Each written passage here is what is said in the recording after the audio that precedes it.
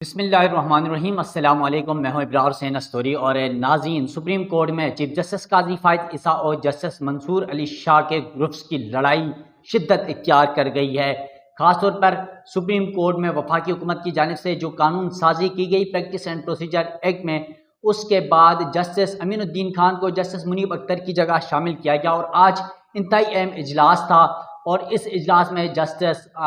منصور علی شاہ نے بائیکاٹ کیا، اجلاس میں شرکت ہونے سے انکار کر دیا۔ اس کے بعد کیونکہ یہ موقف اختیار کیا گیا کہ جسٹس منیب اختر کو اس اجلاس سے کیوں اس کمیٹی سے ہٹایا گیا اور اس کو سپریم کورٹ اور عدلیہ پر حملہ قرار دیا ہے جسٹس منصور علی شاہ کی جانب سے، اور وہ اجلاس میں شریک نہیں ہوا ہے۔ اور دو ججز نے، ایک چیف جسٹس قاضی فائز عیسیٰ اور جسٹس امین الدین خان جو سپریم کورٹ کے 5ویں نمبر پر سینئر جج ہیں، اس کو شامل کیا گیا جسٹس چیف جسٹس قاضی فائز عیسیٰ کی اما پر، ان کی نامزدگی پر جسٹس یحییٰ آفریدی اور جسٹس منیب اختر کو نظر انداز کیا گیا۔ منیب اختر کو آؤٹ کر دیا گیا اور یحییٰ آفریدی کو جو ہے وہ نظر انداز کیا گیا۔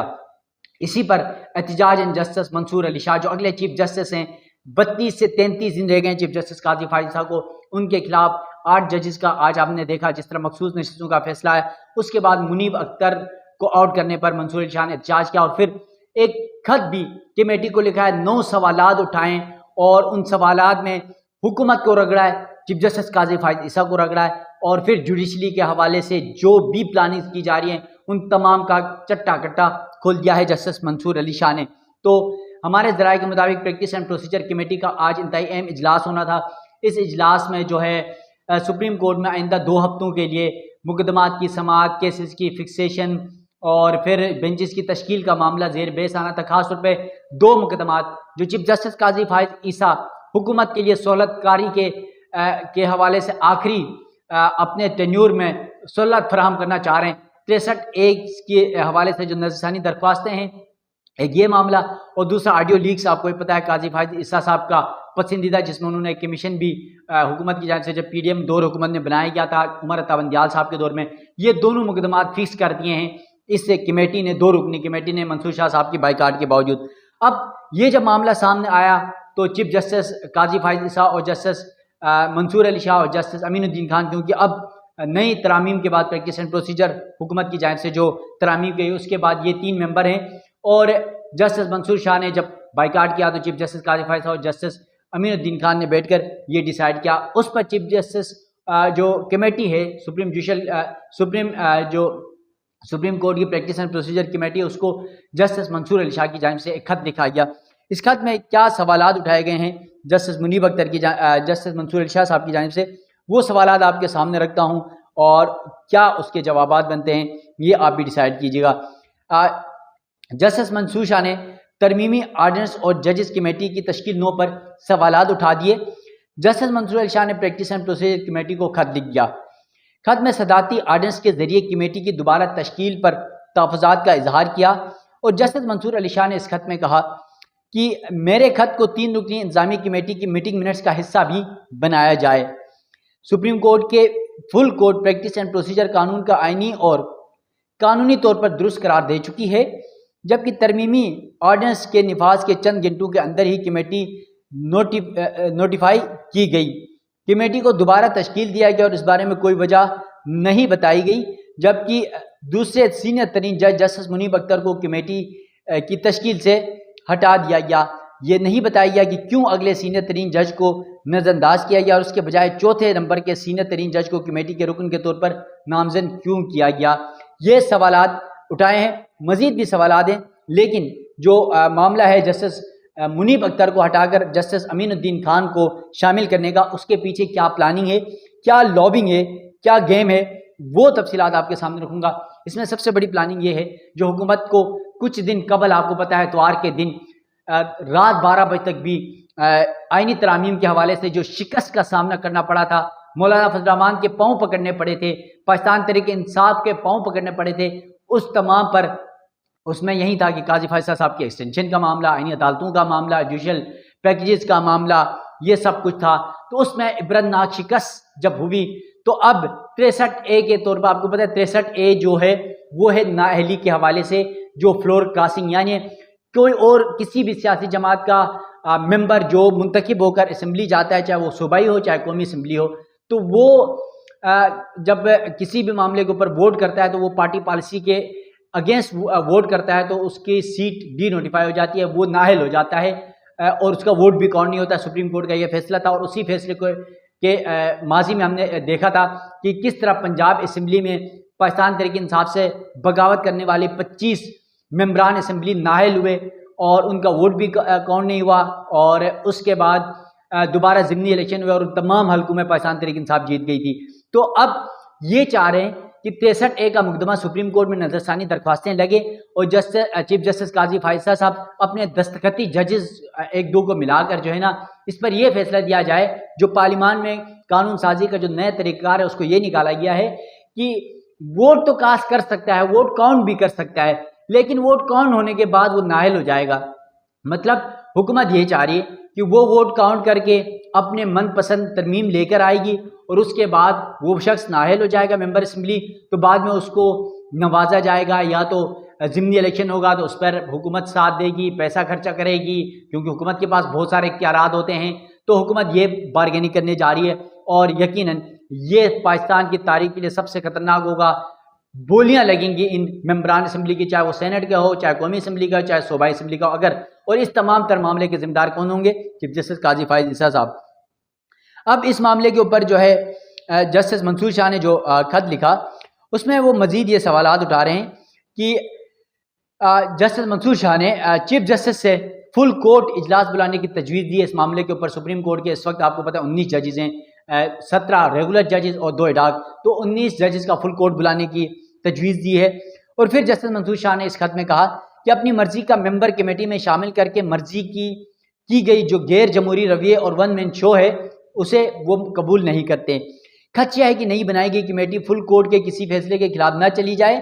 یہ بھی خدشہ ہے کہ انصاف کے ادارے کے وقار اور عوام کے اس پر اعتماد کو ٹھیس نہ پہنچے، جبکہ عدالتی جائزے یا فل کورٹ کا انتظامی طور پر فیصلہ آنے تک میں اس کمیٹی میں نہیں بیٹھوں گا۔ آرڈیننس کے آئینی حیثیت کے ہونے تک یعنی طے ہونے تک اجلاس میں بھی شرکت نہیں کروں گا۔ یعنی دو ٹوک موقع پہ جسٹس منصور علی شاہ نے چیف جسٹس قاضی فائز عیسیٰ کو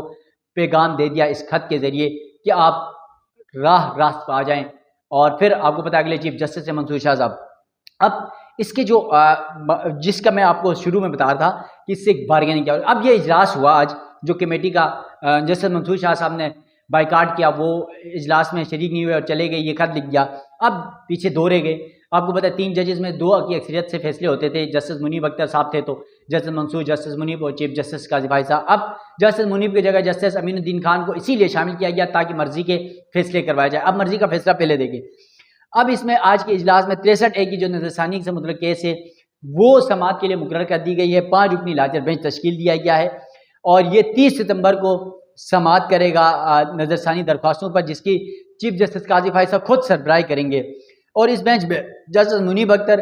جسٹس امین الدین خان، جسٹس جمال مندوخیر اور جسٹس مظہر عالم میاں کھیل بھی بینچ کا حصہ ہوں گے۔ مظہر میاں عالم کھیل وہ جج ہیں جس کو ایڈاک 1 سال کے لیے تعینات کیا گیا، اب اس کو آئینی مقدمات کے اوپر تشریح کے اوپر انہیں لایا جا رہا ہے، جس کو صرف جو ہے وہ کیسز نمٹانے کے لیے جو کئی عرصے سے التوا تھے ان کو نمٹانے کے لیے لایا گیا، اس جج کو بھی یہاں پر استعمال کیا جا رہا ہے۔ اب یہاں پر فیصلہ کیا ہے ابھی بتا دیتا ہوں آپ کو، یعنی اب چیف جسٹس قاضی فائز صاحب 1 اس فیصلے کے ساتھ، جسٹس امین الدین 2، جمال مندوخیل 3، مظہر عالم میاں کھیل، چاروں ایک ہی پیج پہ ہیں، چاروں ایک ہی پینل کے لوگ ہیں۔ 1 جسٹس منیب اختر کو اس بینچ میں ڈالا گیا ہے، یعنی 4-1 کا فیصلہ ابھی سے آپ لکھ لیں، ابھی نوٹ کر لیں، یہ 4-1 کا فیصلہ آئے گا۔ پھر اسی طرح ایک اور کیس کا سماعت کے لیے مقرر کیا گیا ہے، آڈیو لیز کمیشن کیس سماعت کے لیے 5 رکنی بینچ تشکیل دیا گیا، جسٹس منصور علی شاہ 5 رکنی بینچ کی سربراہی کریں گے۔ اب اس میں بھی کیا ڈنڈی ماری گئی وہ بھی بتاؤں گا کہ کس طرح ججز کی کمپوزیشن کی گئی ہے۔ لارجر بینچ میں justice Yahya Afridi, justice Amin uddin Khan, justice Jamal Mandokhail اور justice Musarrat Hilali. Audio leaks commission case کی سماعت کی تاریخ بعد میں بتائی جائے گی۔ اب اس میں کیا ہے، جسٹس منصور شاہ صاحب 1، جسٹس جو ہے جسٹس منصور شاہ کے ساتھ جسٹس یحییٰ افریدی 2، اور تیسرے میں میرا خیال ہے کہ یحییٰ افریدی صاحب کا بھی کوئی نہیں پتہ ہوتا ہے، تو ایک چیف جسٹس وہ جسٹس منصور شاہ ہوں گے، باقی جو ہے جسٹس مسرت ہلالی ممکنہ طور پر وہ منصور شاہ صاحب کے ساتھ جا سکتی ہیں، لیکن مجھے نہیں لگتا کہ جسٹس مسرت ہلالی اکثر سپریم کورٹ کے فیصلوں کے اوپر وہ چیف جسٹس قاضی فائز صاحب کے گروپ کا حصہ رہی ہیں، تو जस्टिस अमीन उद्दीन खान, जस्टिस जमाल मंदोखेल, जस्टिस मुसद्दत हिलाली 3, और फिर भी जस्टिस मंसूर और जस्टिस याया का 2 करते हैं तो 3-2 का फैसला इसमें भी आप लिख लें, अब भी सही बता रहा हूँ आपको। तो ये सुप्रीम कोर्ट में कंट्रोवर्सी पैदा की गई और अदलिया को तकसीम करने की साजिश रचाई गई, और इस तमाम तर साजिश का हिस्सा मुबीना तौर पर चीफ जस्टिस काजी फाइज इसा साहब हैं। और आपको पता है practice and procedure committee 3 रुकनी committee पहले खुद काजी साहब बड़ी वाह वाह करते थे, अब वो खुद अपने ही सीनियरिटी के जो उसूल थे उनको कैसे रोन डाला उन्होंने, और जस्टिस मुनीब अख्तर को भी आउट किया। उसके बाद फिर सीनियरिटी में तो जस्टिस याया अफरीदी थे, उन्हें शामिल करते, उन्हें भी जीरो, उन्हें भी जो है वो आउट करके अपने जो दस्तखती जज हमारे जो दोस्त हैं राजब साहब कहते हैं दस्तखती जज और अमीन उद्दीन खान, उनको शामिल कर लिया ताकि मनपसंद हुकूमत के और काजी फायजा साहब के मनपसंद फैसले हासिल किए जा सकें। तो नाज़रीन मजीद जो भी डेवलपमेंट्स होगी, सुप्रीम कोर्ट में आजकल बड़ी हलचल मची हुई है, काजी फायजा साहब के चंद दिन रह गए, यानी 1 महीना 2 दिन रह गए, तो इसमें कल भी इंतहाई अहम दिन है सुप्रीम कोर्ट के अंदर, क्योंकि सुप्रीम कोर्ट में बहुत सारे मामला, खास तौर पर जो एक अहम मामला है सुप्रीम कोर्ट में पंजाब के अंदर ट्रिब्यूनल्स के हवाले से, वो 5 रुकनी बेंच कल उसकी 11:30 बजे समाअत करनी है, और उसमें भी आपको पता है कि अगर ये ट्रिब्यूनल बन जाते हैं साबिका जो नाम दिए गए उसी बुनियाद पर, तो यकीन मानिएगा पाकिस्तान तहरीक इंसाफ फिर पंजाब से मुस्लिम लीग नून का खात्मा, पाकिस्तान तहरीक इंसाफ की फिर हुकूमत बन सकती है। और इसी तरह जिस तरह इस्लामाबाद में भी देखा हमने कि ट्रिब्यूनल को रोकने की बड़ी कोशिश की गई जहांगीरी साहब को, लेकिन हाई कोर्ट ने बड़ी मुश्किल से वो फैसला बरकरार रखा जहांगीरी साहब का और वो ट्रिब्यूनल। सो ये तमाम तर मामला हैं, कल उस केस पे भी जो होगी डेवलपमेंट वो भी आपके सामने रखूंगा। एक और भी लॉग आपके सामने रखूंगा आज, जहाँ पर मकसूद नशिस्तों के हवाले से फैसला आया, वहीं पर जस्टिस याया अफरीदी का जो इख्तिलाफी नोट है उसने भी आज हुकूमत और काजी फायसा साहब समेत चंद लोग जो समझते थे कि पता नहीं जजेस ने क्या फैसले दिए क्या नहीं दिए, जो 8 जजेस के फैसले को तनकीद कर रहे थे, उन सब की उम्मीदों पर पानी फेर दिया है। जस्टिस याया अफरीदी के जो इख्तिलाफी नोट है वो भी पाकिस्तान तहरीक इंसाफ की हिमायत में आ गया है। तो आज यानी दिन था पाकिस्तान तहरीक इंसाफ का, तो जो इख्तिलाफी नोट है वो अगली वीडियो में आपके सामने रखूंगा। तो मुझे दीजिएगा इजाज़त, अल्लाह हाफिज़।